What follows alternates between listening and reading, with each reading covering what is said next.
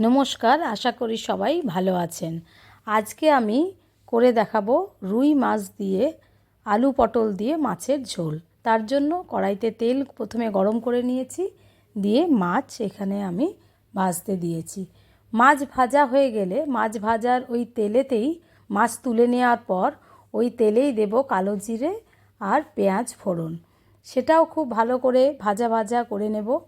তারপর এর মধ্যে দেব কেটে রাখা সরু সরু করে কেটে রাখা আলু আর পটল। আলু পটল দেয়া হচ্ছে।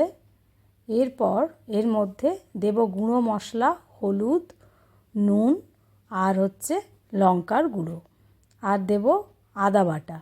এই দিয়ে এটা একটু ভাজা ভাজা করে নেব। খুব ভালো করে নাড়তে হবে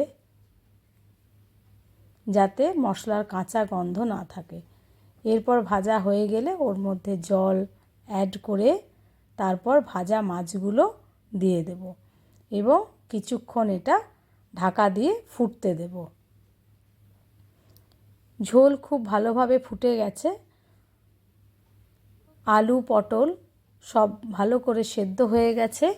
এরপর এটা আমরা সার্ভিং বলে নামিয়ে নেব। দেখুন মাছ সেটাও খুব ভালোভাবে সেদ্ধ হয়ে গেছে।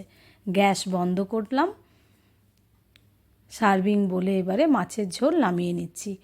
এটা আপনারা অতি অবশ্যই একবার বানিয়ে খাবেন। এই গরমের সময় পটল নতুন উঠছে, কচি পটল, এটা ভীষণ এই সময় টেস্টি লাগে খেতে। সবাই একবার হলেও অন্তত এই রেসিপিটা বানিয়ে দেখবেন কেমন লাগে এবং কমেন্টে আমাকে জানাবেন।